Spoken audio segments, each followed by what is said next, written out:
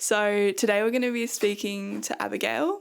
How do you think your environment has shaped what you're doing today? A good question.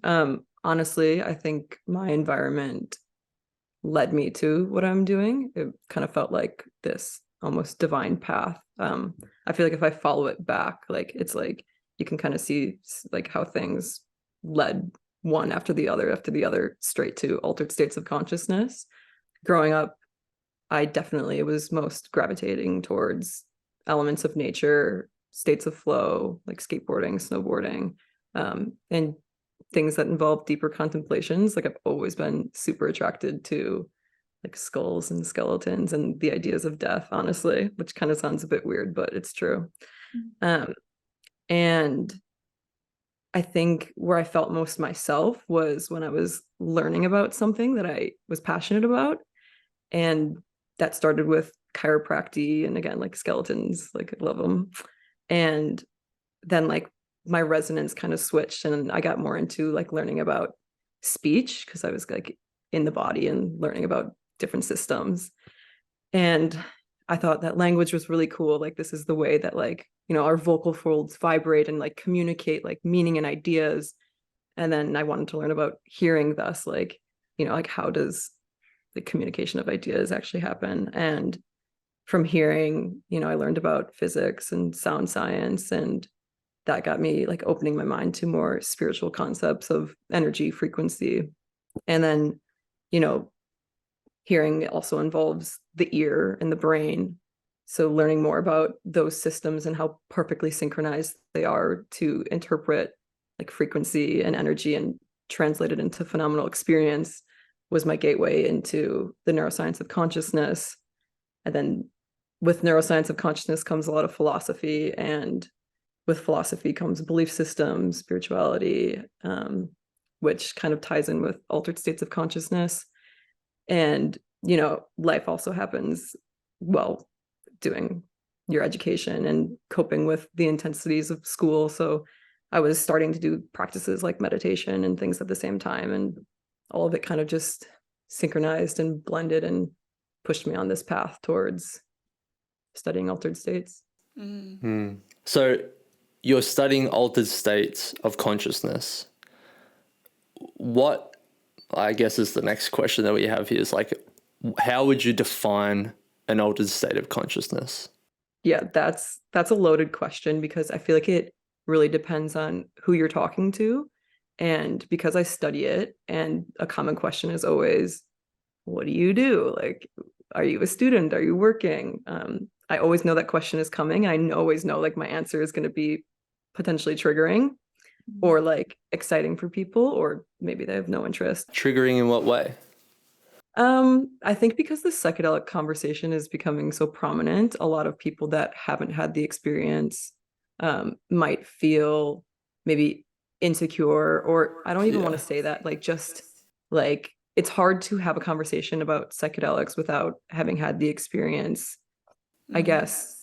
Yeah, maybe not hard, but I don't know. I think I've just had enough experiences with people that don't believe in the use, and I think it has bad connotations, unfortunately. totally. Yeah. And it's kind of gotten a bad rap from the people on the really spiritual side that haven't really been tied to science. And I feel like the regular layman sort of views that as what it is when it's within and we're all connected to it. Right. Yeah. It might be an insecurity that you feel like you're not connected to it and they are if they start talking about it. So the 1960s, like, because I'm from the US, so here, like, people are still referring to, tune in or turn on, tune in, drop out, like Timothy Leary quotes, or, like the peace and love movement started as something really beautiful, but then it kind of took a turn. And Woodstock, I think 1999 was like kind of intense. So, like, the perspective and like the anti counterculture movement really shifted everyone's perspective away from like that peace and love element to the more like this is like a war against drugs. So like a lot of people in the States that I have talked to, or like where I'm from specifically, they view psychedelics as like drugs. And like I'm not saying anything about like negatively about drug use, because I think that there's a conversation that can be had about that as well. But that's the association that they're making. It's not even like the spiritual side of things. I remember the conversation, like trying to have conversations about psychedelics with people having not had the experience. And that was like hard for me because I was like, yeah, like I think I get what you mean, but I don't. And like I can't even pretend like I do, because Yeah. all I know is what they depict, which are like weird, trippy, you know. Yeah. Images and stuff. Yeah. Maybe it is like it can be hard to like relate yourself in likeness to that person. It'd be hard to connect if they're talking about their spiritual enlightenment or their experience with psychedelics when someone else hasn't had that. Bringing up psychedelics that comes with all their past experiences that they've heard of what is psychedelics, and for every single individual that experience looks really different, and what it's been like kind of drilled in for them. Like they might just think, like as you said, like psychedelics, war on drugs, like crazy, schizophrenic, or someone might think, wow, new emerging science evidence, so exciting. Like you have no idea. And then, yeah, with that, it is such a loaded question, and something I feel that I'm scared to bring up to people, even if I'm super interested, because I'm not sure how the conversation's going to go.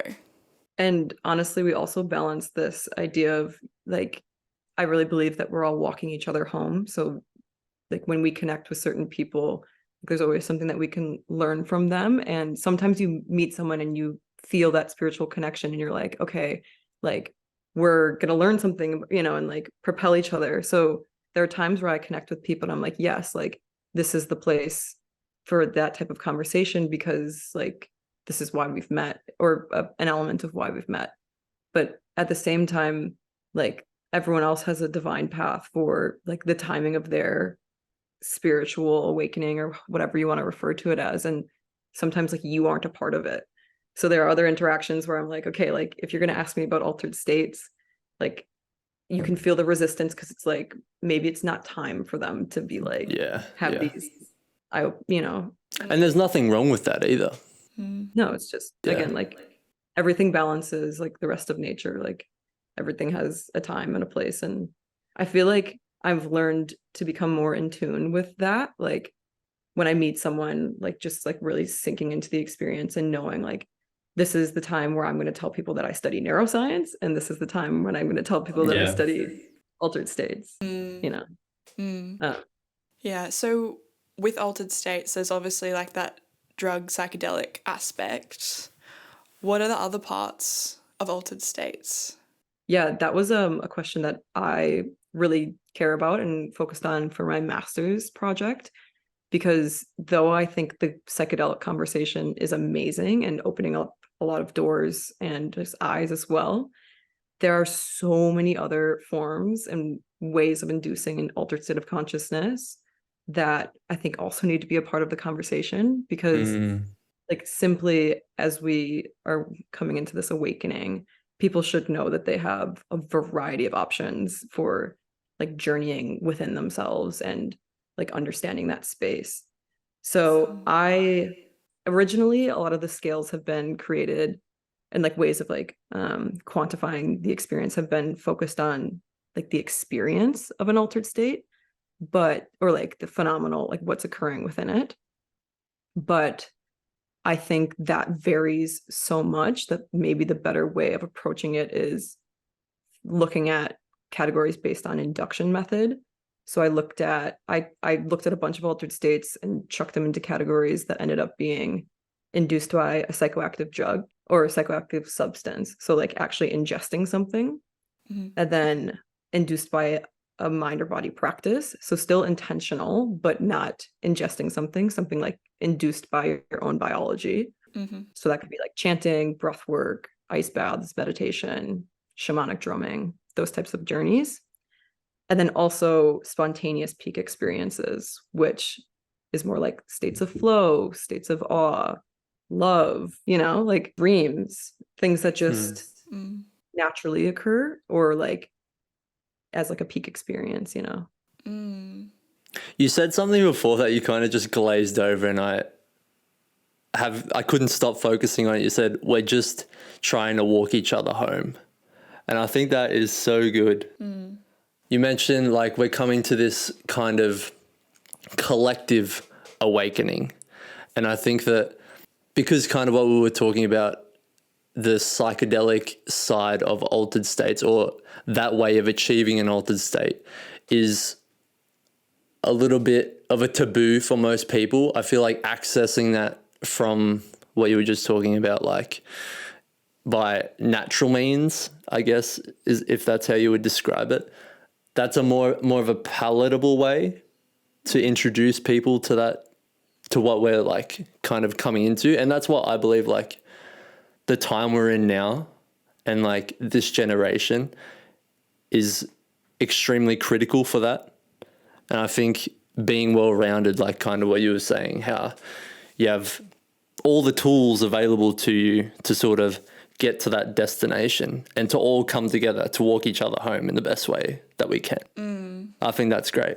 That was really good. Yeah, it's like we need like a palette. Like we're all so different, and we also have different like levels of like resources available to us, or degrees of resources. So like, can we establish this palette of induction methods for people to pick from, and like what do you resonate with the most? Like ice bath again, chanting, like what are your belief systems and how do they align with like a practice? Like even Christians, like prayer, it's just, there's something for everyone for sure. But again, the conversation is so focused on psychedelics right now, which is great because like they have an opportunity to expand there.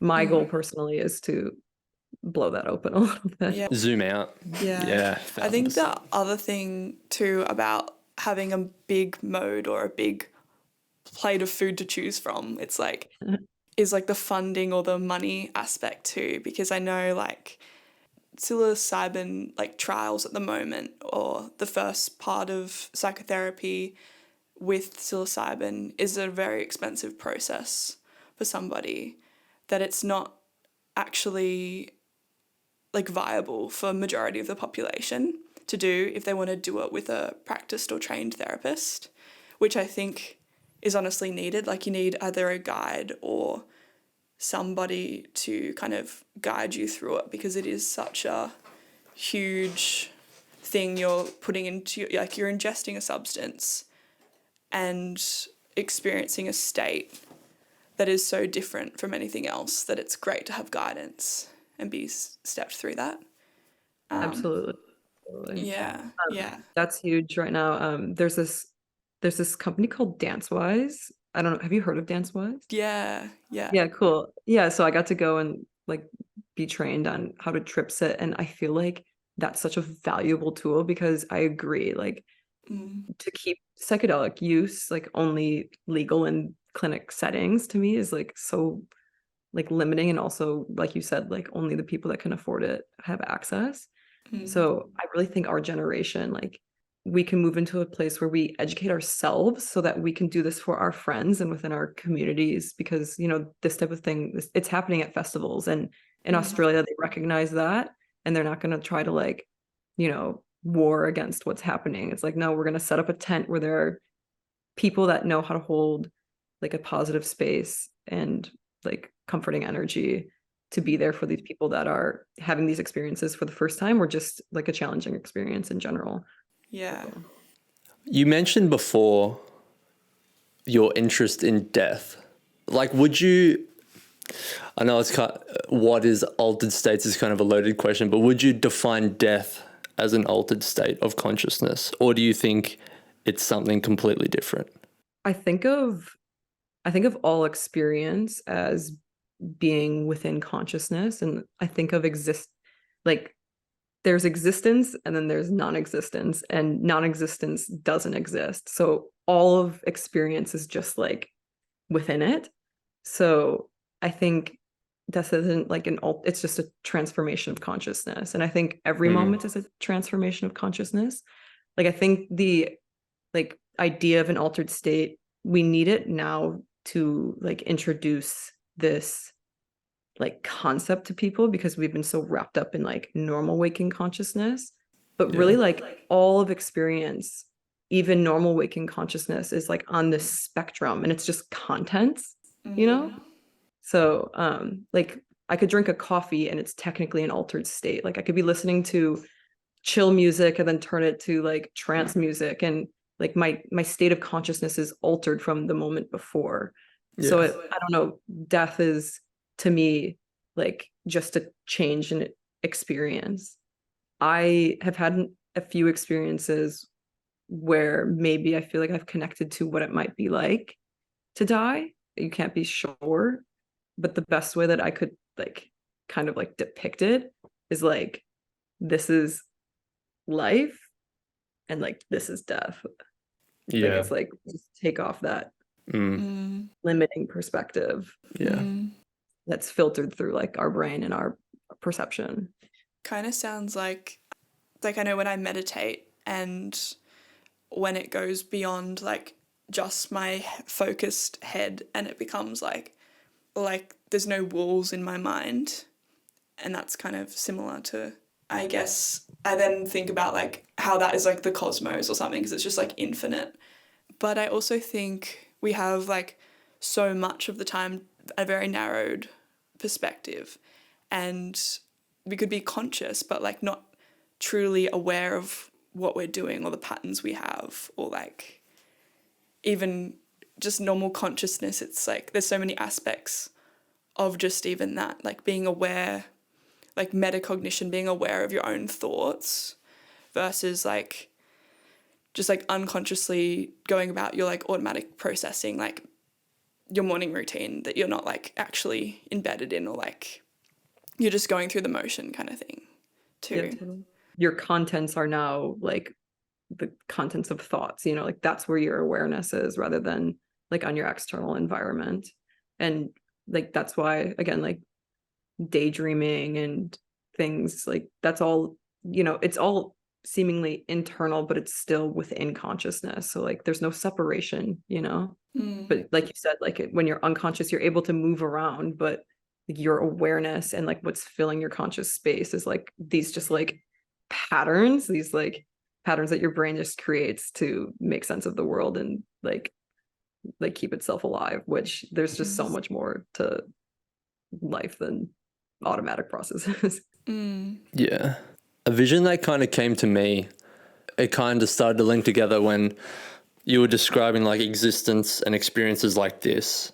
And I read a book called Peak Mind, and she basically, a type of attention is like the flashlight, which is like directed and it's a spot. But an altered states are just moving that to look at the source or consciousness or the cosmos or God or however you would describe it from a different angle, so you can understand it or have the ability to interact or interface or draw information from in a way that is, there's less of a barrier between you and it. Like you can reach flow easier because you understand how to get there from different perspectives. Does that make sense? Yeah, I think altered states, a great way of putting it is it's a different point of perspective of experience. 100%. I can share with you how I would explain it, because I think one of the questions you asked was, for someone that hasn't had an altered state, how would you describe it to them? And I think that that's a really great question. And I wrote about it in my thesis and talked about this with my supervisor. And I think it's the key way to look at it is by comparing it to normal waking consciousness.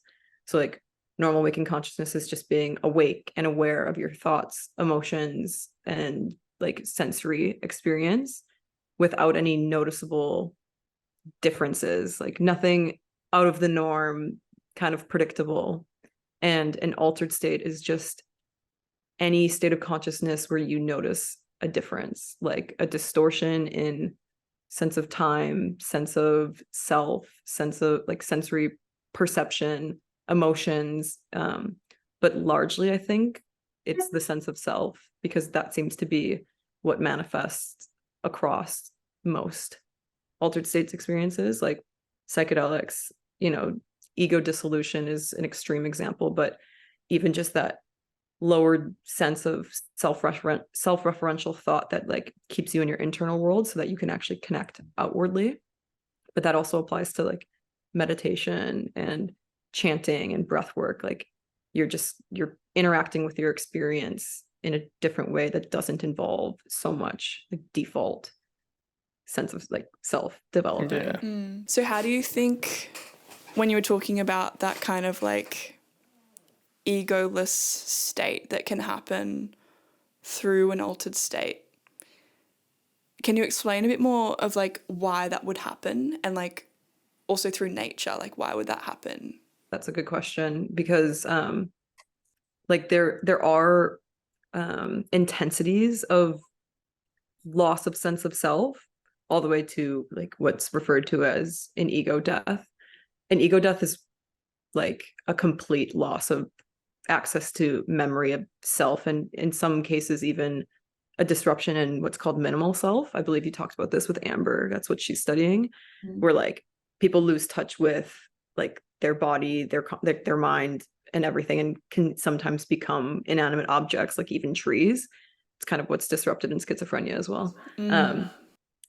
And like I said, like loss of access to all memories, like no idea who you are, like what's happening, like just there's no self, you're just experience.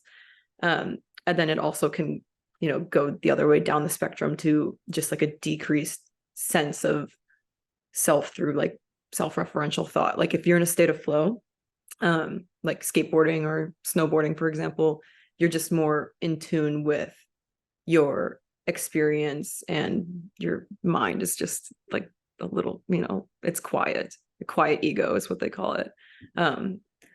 So yeah, I think that's something that definitely fluctuates commonly across most altered states, and how you refer, like how you are experiencing self in your experience. And I think nature, like psychedelics are a part of nature, so like I would classify it as like a nature induced like altered state.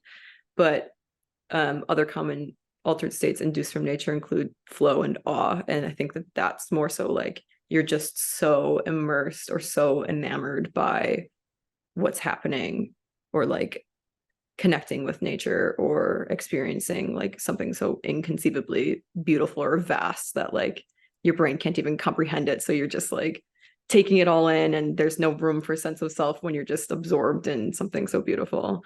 Yeah. So is it like the ability to reflect on those kind of experiences of like awe or like complete fascination and incomprehensible like beauty? Is it the reflection of that is beneficial for our state? I think ideas of unity often arise when your sense of self is lessened. I think when you interact closely with nature, like there's this idea of everything is like a mirror. And when you're really close with nature, I feel like that surfaces and you realize like, okay, like everything's interconnected and everything balances and everything's a part of this flow. And actually like I'm also a part of this flow. Like I came out of the earth as well. And like, so this profound beauty and like expression of the earth, like I am also an element of that. And that's what's called nature relatedness, which is the trait that I studied in my master's project. Like this idea that I am nature, not just in it, which is my shirt. Yeah. Oh. Yeah, it started it all. But yeah, just like having this actual moment of like decreased sense of separateness, because like that's what our sense of self does. It makes us feel like we're not interconnected with other. It's just like we're this separate entity. But like when that's just turned down even just slightly in the presence of nature, like it just offers this profound space of realization of unity, really. Yeah. And yeah, it's related to so many well-being variables and pro-environmental behavior, because if you see everything as an extension of you, like you're going to take care of it, you know? Yeah. Like seeing nature as your mirror. If I had heard that like 5 years ago, I would have went like, bro, what are you talking about? But since I've had experiences like that, I kind of understand that like the things that you notice and being aware of your awareness, like you were talking about metacognition, you can really like understand how your perspective is warped and distorted. And if you can step back and view your perspective, you can understand more about yourself and what you notice. And nature is really good for this because there's no agenda, or like, it just is. And so whatever you draw from that is a direct reflection of you. So I think that's very interesting. Yeah. Yeah, like you said, like it's a mirror. So whatever you like, wherever you are in your life is going to be like the metaphor that you pull out of nature. Like, she's honestly the best. I call her she because like she's simply a woman.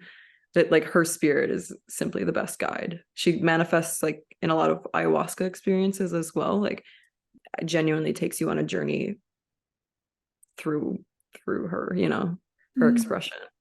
But yeah, metaphors everywhere. Like anything that applies to a flower applies to you, you know, and how they express themselves, and like the cycle of the seasons, like death, rebirth, like morning, night. Like we are in tune. Like again, another expression of everything else. Like so much to learn, and you just have to be in tune with your awareness and let her show you.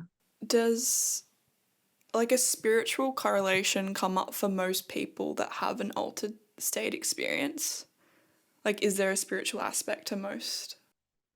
This is interesting because like psychedelic experiences are often mind manifest. So whatever beliefs you're holding on to, or like you've been, you know, like influenced by, like for example, like if you're surrounded by Christian beliefs and ideas of Jesus, like that's likely, it's possible that that's going to be what manifests into your experience. Yeah. So like it reaffirms your beliefs in that way. There are also people that have like nihilistic beliefs, and that's has the potential to be manifested more too, you know. Like these ideas of like just kind of can be reaffirmed in an altered state. But again, like everyone's on a different path, and their belief systems and what they do with them balances all of us.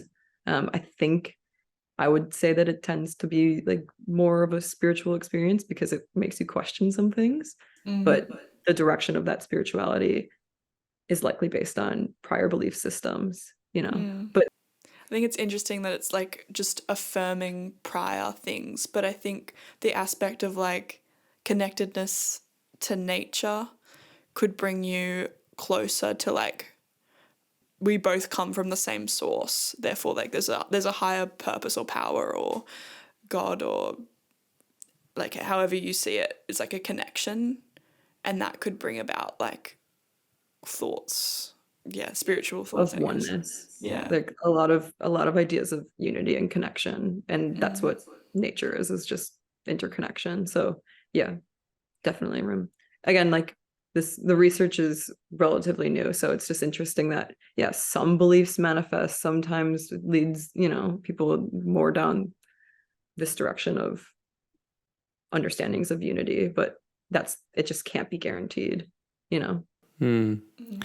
Yeah, I find that the mind is extremely powerful, and psychedelics can, I don't know, it's hard to describe, but it makes you see that mirror a lot easier than just in normal waking consciousness. And yeah, kind of what you were saying, well, it is what you were saying about like, it reaffirms what you already believe. And I think from my experiences, what I believed at the time was reaffirmed, and I experienced almost an extreme version of what I believed internally, and it affected like the experience and then the relationship that I had with psychedelics. So I think it's important that like if you have a negative preconception or idea about any altered state, that is directly going to influence the experience you're going to have with it. So I think it's very important. Like, I haven't studied the science or anything, but I would say that, like, kind of what you were saying before with, like, we have all these things and you just pick the thing that resonates with you. Because, like, there's no reason to force yourself to do it if you don't agree with it for whatever reason. Totally. Because of maybe the nature of it, it's very intriguing, but it's not the only way to experience an altered state. And I guess goes into the next question I had, was like, what is the difference between the altered states? Are they all unique in their own way, or is there like a type of altered state, would you say? I think it kind of goes back to another topic that we touched on a bit, but it's like the experiences that you can have that manifest within an altered state of consciousness it's infinite. Like, the contents they can be hallucinations, they can be deep psychological insights, weird interactions with time, like extrasensory perception, like there are reports of people like fighting wizards and shit. Sorry, like, That's a clip. it varies so much. So I don't think the right question to ask is like based on experience, but more so based on induction method. Like, how did you achieve the state? Because like I've done breath work where I've come into a profound sense of presence, and then I've done breath work where I've left my body. Like, it just varies so much. Setting, like intention, expectation, belief, all of these things play into what could potentially manifest in your experience.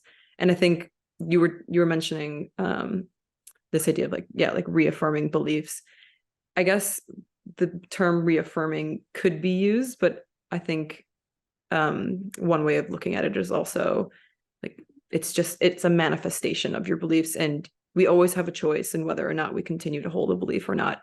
I think psychedelics allows us to see what beliefs we have rather than just operating through them. Like, you really are like, okay, like when I had my first challenging experience, like I became just my most negative beliefs about myself. And it was a really challenging experience because that's all I was. I was nothing else but the things that I really hated about me.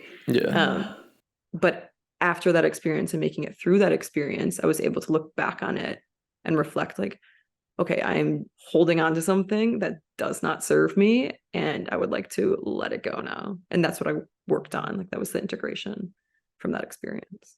Yeah. And then there are other really beautiful beliefs that just get reaffirmed. Like, oh yes, we're all one. And like, all I have to do is go with the flow and everything's always okay. And it's all peace and love, That's always reaffirming. It's good to tap back into that space. And the more you practice, like, the more it just becomes like a knowing within you, that you carry with you everywhere. It's like a reminding of the truth. Yeah, it feels like that. So good. When we had a conversation a couple of weeks ago, you were talking about how you've been like learning from like traditional healers or like shamans, I guess. Would you say that they hold the similar beliefs about altered states, or what have you kind of learnt through that path? I'm speaking with one shaman at the moment. He took me on like a drumming journey, me and my friends actually in the lab. And it's interesting because they're like very aware of how belief systems like manifest your experience, or what you believe in, like you allow into your experience. So they hold their own beliefs, and that's how they operate with the journey. And they kind of like influence your expectation so that you open yourself up to the same sort of beliefs. So that can be indigenous or like extraterrestrial, like whatever, And what you get out of the journey kind of is like how much you synchronize with that shaman. So I believe that me and that shaman aligned because we are aligned energetically. So I resonate with a lot of his beliefs. So my experiences were very profound in connecting with the same spirits. or my beliefs of the spirits, however you want to look at it. But they're also aware that you don't have to, and they're not going to, force ideas onto you. It's just like, again, we live in an infinite universe. Like there are so many things that you could connect to and channel, really. Damn. It just made me think of like, I was going to say attached, but that's such a poor way of describing it. But with music, and you expressing yourself through music is such a direct, if you're doing it authentically, it's such a direct expression of your energy levels, for lack of a better word. And it's so true that like, if you align with the person, then if they are expressing their energy through the music, then you're going to resonate with that as well. And you can learn more about the person. It kind of goes in a loop from the music as well, because you get to feel their energy in a different way. You're like synchronized on a wavelength, literally. Like there's nothing better than being in a trance state, hypnotic, and a flow state, expressing yourself in front of a DJ that's just channeling like pure consciousness. Like that's the best part of festivals and like altered states for me, is just being in a setting where like so many people are on that same wavelength. And that's when you look around, you're like, oh yes, like we are all one, and we're all moved by energy and like sound, it's all a dance, like it's all music. It's a universe, one song, we're all dancing. It feels like a train. Like I had this image when I was like dancing last weekend to Fortet. Fortet was playing, and it felt like we were all traveling on like a spaceship or something, because of the way of like the music and how like progressive it is, and then how everybody's kind of moving as one kind of unison body or flow of group. Like if you were to take all the heads of everybody there and their bodies, like you could make waves from the types of movements they were making, and it would all kind of like line up. It's so beautiful. So beautiful. Genuinely. Yeah, it's so cool. And then you also can tap into this like, okay, like I'm not even who I think I am. Like I am this entire experience. Like I'm every single body and the song. Like I am dance. Like I am song. I am like that's who we are. Like we're the expression of the entire universe. And this experience right here, right now, of people in unison is like the leading edge of consciousness expressing itself. And like we get to be on this high of a wavelength. It's so good. Yeah. I hope everyone just finds their way to it. Like you said, like walking each other home. And I really feel like the closer we get to home, the more dancing we're going to be doing and the more music. Yeah, for sure. It's just something that's so engrossed and easy to approach as well. It's like if you're hearing like a beat, or like I guess with the shamanic, like with the drum, it's like rhythm is so ingrained within our whole body. Like we need that. We have like the rocking of the baby, and like that is needed to set the tone of our speech, to set our like pace walk, and that like rhythmic sense is just like so ingrained in our body that it's an easy way to approach something like an altered state or a flow state of experience. Yeah, it's important for guiding experiences as well, because like how music really, it controls the vibe. Like totally, you can walk into a room and whatever music they're playing, like you eventually kind of attune to it.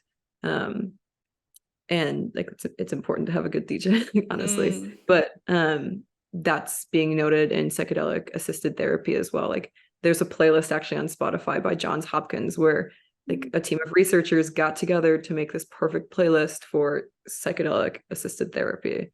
And like they kind of follow people's actual brain waves and try to like peak the music where they might be peaking with the psilocybin.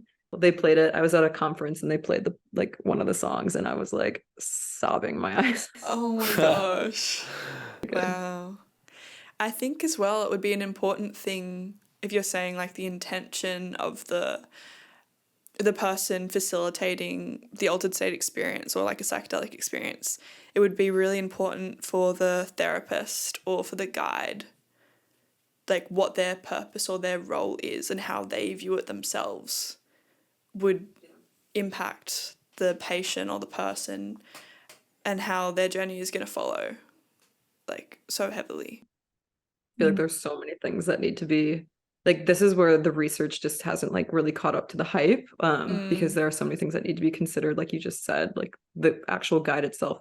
Have they had a psychedelic experience? Like, how are they trained in order to guide people? How connected are you with the person? You know, it's really interesting. Again, I'm so glad that it's in clinical settings, but I just feel like sometimes our best guides are our families and friends. Like maybe not always, like maybe you resonate more with a shaman or a like practitioner, but I don't think it should be limited to a clinic setting. Or our best guide might be our own playlist. Like I have plenty for myself for journeying, you know? Yeah. I mean, you said like everything is a reflection of self. So like, you know, your best guide is going to be unique to you. So it's important for you even to take the responsibility to find that. You know, writing notes to yourself. There have been so many times where like I usually before I trip, I like write something to me, like a little reminder, and I just flow. that Like would be so whatever cool. like, whatever comes out comes out. And then every time that I read it, I'm like, that was actually exactly what I needed to hear right now. Damn, You know? that's My sick. prior self knew what Yeah. this. And you're like, oh, I'm so cool. Yeah. The pictures, like you know, anything that you can do to try to make your setting remind you of how wonderful your life is and experience. You know, that's why nature is always the best place to go when tripping, because it's just perfect. And you see how perfect it is, and it's just there for you and comforting, and It's home. it's home. It's Yeah. you know. It's you. Damn. Everyone needs to rewind that last 5 minutes of this podcast. Listen to that again. That was crazy. I'm trying to see what other questions. Yeah. What I had else some really we should good ones. touch on? Most interesting findings? So when I was kind of doing a literature review to really understand what I wanted to study for my master's project in relationship to altered states, the one that resonated with me the most was a finding that lifetime experience with psychedelics is related to increased trait nature relatedness. I touched on it a little bit already, but it's this sense of not only increased connection to nature, but an understanding that nature is actually a part of like your self construct. Like I am nature, not just in it. And nature relatedness has also been found to be related to a lot of well-being variables. So like increased meaning in life, decreased anxiety, increased happiness, increased vitality, like the list goes on and on, as well as positive behavioral variables like pro-social and pro-environmental behavior. So when I saw this finding, I was like, this is literally nature relatedness is the key to saving the world. And I think we said this when we spoke, but you can't trust anyone that's not trying to save the world in their 20s. So then I was looking at that and I was like, this is where I need to expand. Like I need to ask this same question, but I need to use the broader scope of altered states and make this relationship. So not just psychedelics and nature relatedness, but altered states and nature relatedness. And my findings were pretty interesting. It's not published yet, but I actually found that yes, all the altered states of consciousness, like psychoactive substances, mind-body practices, and spontaneous experiences were related to increased nature relatedness via intensity. So like an intense altered state experience in general is related to increased nature relatedness. But a more powerful predictor of increased trait nature relatedness is routine, like frequent mind body practice altered states. So maybe even like right now they're saying that, you know, a psychedelic experience is going to be your way to an increased sense of connection to nature, but maybe it's actually routine practices of maybe less intense altered states that is the way. And I think that's important to highlight, especially now, because again, there are so many people that might not resonate with psychedelic experiences, but could get down for like a weekly meditation, you know? Yeah. Yeah, or even like the awe experience of like a sunrise, like waking up at sunrise. It's like, wow, like golden. You just feel like the earth's waking up. You hear the chirps. You're like, there's a golden path in the water. Like, it's insane. And even that can like be like a routine that somebody could implement to increase their connectedness to nature, which then helps their well-being too. Yeah. And the earth, literally. Yeah. And each other too. Like with this conversation, I feel like I'm having one right now. You know, I like to think back to how we used to live before the dawn of civilization, and sort of how the way we lived then relates to the things we need to be fully fulfilled in our lives, like connection to nature, community, and I think spirituality and a belief in something bigger than yourself, or consciousness, or whatever that is. And I think that's a really easy way, especially from a scientific mind. Like for me, thinking back, okay, we were probably in caves. The main things we would have had was hunt for food, you know, band together, make a tribe, music, fire, water, like all the elements, like all of these really basic things. And when like the research is coming out and what it's all leading to is just back to those same things, and back to like, that's what home is. Yeah. Which is really cool. It's called transcendentalism. It's like, in order to progress in society, you at some point will have to digress back to nature. And I've always resonated with that concept. It's simply so true. Like we became so removed that we realized that, like, oh, actually we rely on nature for our physical, psychological, and spiritual well-being. Like it's Survival, like. literally everything. We've gotten to that point, and now it's like, okay, we got it. Time to go back. Yeah. It's kind of an unfortunate nature of like human nature that every empire is built from ashes. Like we kind of have to go through this reinvention of ourselves, building and destruction to get to the next level. It seems over and over again. And unfortunately, and I think this next awakening is going to kind of transcend that. We won't need to destroy what we've already built to evolve, because we'll have forged a collective consciousness and we'll be past. Does that make sense? It's like putting in the time and the energy to like understand how fundamental our survival is and rests with the earth. Like it's like a binding thing of like, we need connection, and that isn't going to be something that goes, oh wait, jokes, that's not needed. We can have that, and we'll realize that, and then we can just like expand from there, and then we'll be less like regressing. You just like weave it into society from the beginning, and so you don't need to destroy everything to go back home. Like I think we'll always cycle. Like it will always be death, rebirth. Like that's just life. But it'll be in tune with nature and the natural cycles that are always occurring, that again like balance. But we've like taken our cycles and separated ourselves, and it's like we're not syncing. Like it's not like a concentric ecology where we're all like working together with the natural rhythms. We're like not, you know, like we're not even waking up at sunrise and going to bed when the sun sets at the moment, you know. We're fighting nature still. 100%. We'll move back, and then we'll just be like in a flow, like everything flows, and we'll be dancing with the rest of nature, and it'll be all good. I think this is a profound moment of massive realization for sure. So how do you think that will benefit? Like the things that I kind of start to think about is like mental health issues decreasing, more connectedness to nature, which changes our lifestyles? Like, what kind of things do you think?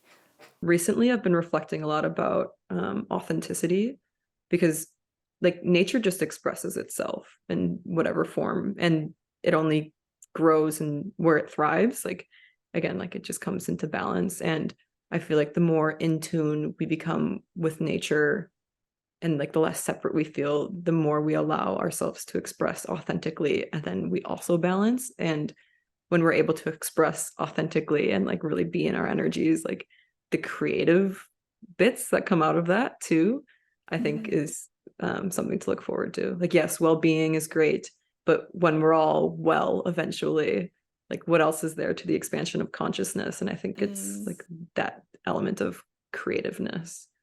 What can we do now? Like, what can we do with all of this to make life just that much more awesome, like truly. Yeah. The authenticity kind of like takes the lid of the limitations off and just allows like self-expression in so many more forms and so many more like creative forms and new inventions, new ways of thinking, not being stuck in like rigid paradigms, or even in scientific thinking, like trying to think outside the box and how it couldn't interweave, but like coming up with new concepts altogether. Right. Like literally just allowing the universe to express through you. Like, like being a part of the flow rather than resisting it and trying to, because it just slows things down and actually creates suffering. Yeah.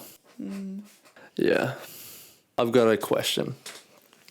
For you personally, do you have a system that you kind of deliberate through, like if you're in a funk of some sort, or maybe you just want to access an altered state? What are some of like things that you engage in to get into flow, or access an altered state? For someone, the reason I'm asking this is for someone who doesn't know where to start. Right.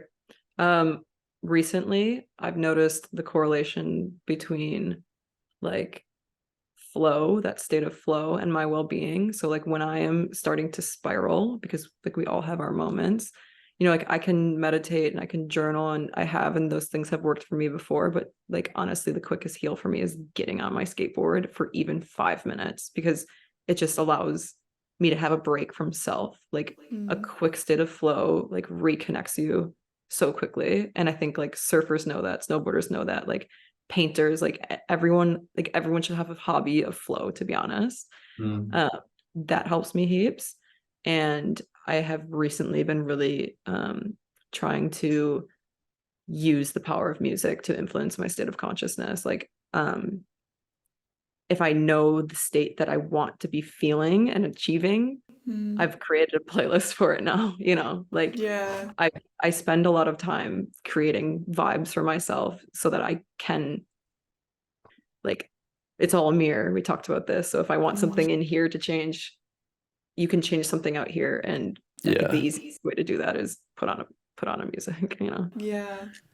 So that's been helpful. And those are, again, like, you don't need to take a substance. Like you can tap back into these spaces in casual ways.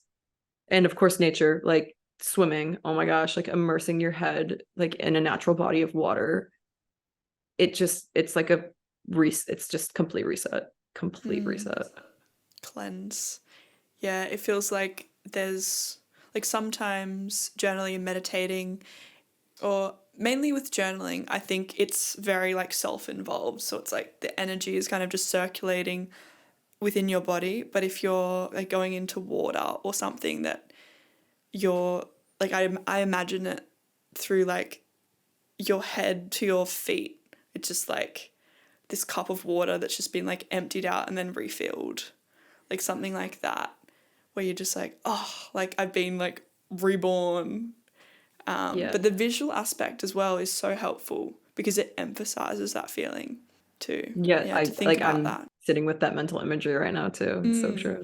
Like visual, that's like yoga. A lot of the yogic practice is like imagination, like how you're you know, doing the tree pose, like you're literally like rooting yourself imaginatively into the earth. And because of just that added layer of understanding, like you become more stable, you know? Yeah. So You're like embodying it and therefore manifesting those like aspects into your being. yeah. That's some meta shit right there. God damn. So This is awesome. It's so yeah, great good. content. Yeah. Cool. Should we wrap it up? Is everyone feeling good? Yeah, I'm feeling good. Cool. Feeling great. Feeling great.